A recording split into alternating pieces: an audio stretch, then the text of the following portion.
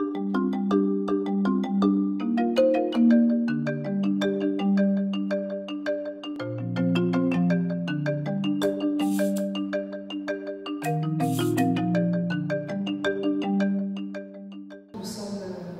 à l'EHPAD de Beaumont, donc dans Haute-Marne, le milieu rural. Nous sommes 900 habitants. Tout d'abord, le projet a vu le jour le début juillet. Avant ça, effectivement, nous avons été soutenus par le conseil départemental de la Haute-Marne, Pulsi et Omedis.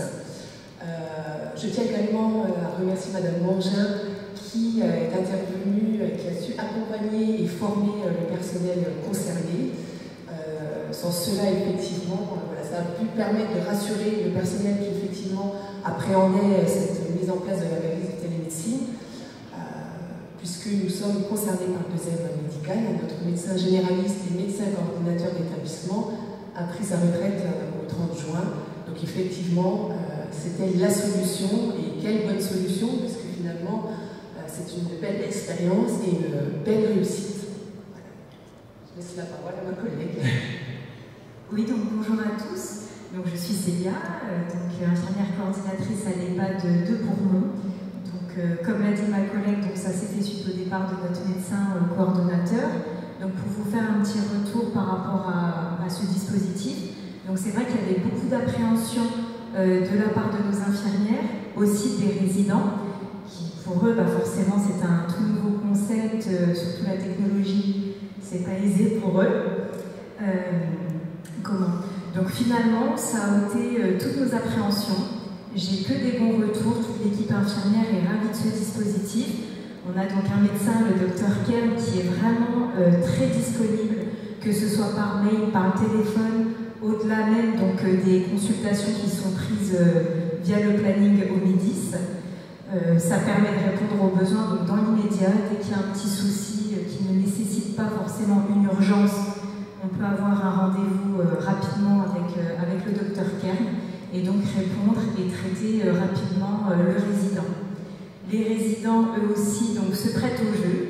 Ils sont assez amusés donc, de voir un médecin à travers un écran et de se voir eux-mêmes. Donc, des fois, c'est assez rigolo.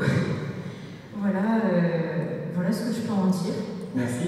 Donc, un retour d'expérience globalement très positif, si je vous entends bien? Oui, très positif. La seule limite, on va dire, à l'heure actuelle, c'est la préparation en amont. Ouais. Parce qu'il faut savoir qu'une téléconsultation dure 20 minutes. Il y a 10 minutes de temps de préparation sur lequel on renseigne en fait les paramètres vitaux du résident, le motif de la consultation. Donc lorsqu'il s'agit d'une première consultation, il est important donc, de rechercher dans le dossier médical de faire toute cette préparation vraiment en amont. Donc c'est vrai qu'après, il faut pouvoir s'organiser, nous, dans la structure, de sorte à ce qu'il y ait une infirmière qui soit vraiment dédiée aux téléconsultations pour que l'autre puisse répondre à la continuité du service.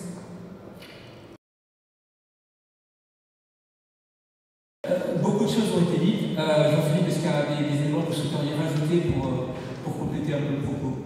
En quelques mots, pour faire partager un petit peu, pas plus de 3 minutes pour lui, le parcours, comment on se retrouve médecin qui monte un cabinet de téléconsultation. Juste imaginez la situation du médecin généraliste remplaçant en Meuse actuellement. Moi qui n'aime pas dire non, je passais mon temps à dire non à tout le monde en fait. Je signais un contrat à un endroit mais je ne pouvais pas être ailleurs. Au bout d'un moment, il y a le moment où on veut se poser et on se dit si je me pose là, je ne suis pas là. La téléconsultation, c'est un compromis.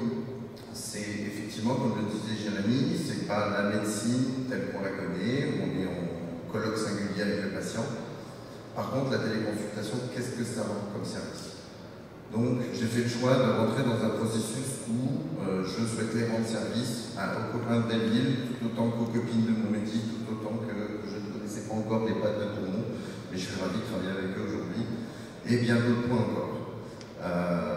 Le parcours, rapidement, moi, il y a 2 ans, je croyais qu'il suffisait d'acheter un ordinateur et puis de dire j'ai ouvert un cabinet où appelez-moi. Non, heureusement, la convergence de la rencontre d'Imeuse, la rencontre de Jean-Charles, le premier coup de fil, me met sur un rail où je rencontre un grand nombre de partenaires, vous les avez tous vu défiler aujourd'hui, qui m'ont fait grandir dans le projet. qui m'ont amené jusqu'à la validation en commission paritaire régionale. Il y a 2 ans, je ne savais pas ce que c'était. Et aujourd'hui, je suis donc agréé comme organisation territoriale de télémédecine pour le département de la Meuse et les départements limitrophes, d'ailleurs, j'ai oublié de le dire dans le reportage. Et aujourd'hui, depuis maintenant quelques mois, j'ai passé le cap des 500 téléconsultations et je vais de bonne surprise en bonne surprise, ça aussi je voulais le partager avec vous. Bonne surprise déjà sur l'outil et sur la manière d'opérer, de travailler en binôme. En tant qu'ancien urgentiste, travailler en binôme avec une infirmière ou un professionnel de santé auprès du patient. Je retrouve un petit peu ce qu'on faisait quand on était aux urgences et qu'on avait un malade qui arrivait, que l'infirmière faisait le premier débrouillage et nous passait les infos. La bonne surprise de la qualité du matériel, c'est pas une consultation au rabais. Moi, j'entends très bien avec un stéthoscope numérique qui me filtre les bruits du cœur quand j'écoute les poumons. Je vois très bien avec un otoscope grand angle, peut-être même certainement mieux qu'avec mon petit otoscope manuel où je fais le tympan cadran par cadran. Et puis, bonne surprise aussi l'appropriation que se sont fait les gens qui se sont investis sur des points de téléconsultation. Que ce soit les pattes de Beaumont, qui a vraiment fait une appropriation très judicieuse de l'outil, où effectivement, oui, je réponds parce que quand on m'appelle, on ne m'appelle pas pour rien. C'est aussi une des clés de la communication. Et puis une appropriation que je voulais vous rapporter, c'est la maison de santé de Verdun, qui vient d'ouvrir quelques mois maintenant, mais qui n'a peu de médecins pour l'instant, où le médecin qui est sur place a su s'approprier l'outil, ne serait-ce qu'en filtrant les gens qu'il a dans sa salle d'attente, et parfois en prenant des gens qu'il estime être prioritaires alors qu'ils sont en attente d'une téléconsultation. Il inverse, il dit non, lui il est un petit peu chaud, je le prends dans le cabinet, écoute, mais madame, pour son renouvellement en téléconsultation, je vais m'occuper de monsieur, j'ai l'impression qu'il respire mal. Donc vraiment de bonnes surprises en bonne surprise, aujourd'hui je suis content de là où je suis en fait. Tout simplement, et je remercie tous les partenaires qui m'ont emmené là. Merci beaucoup.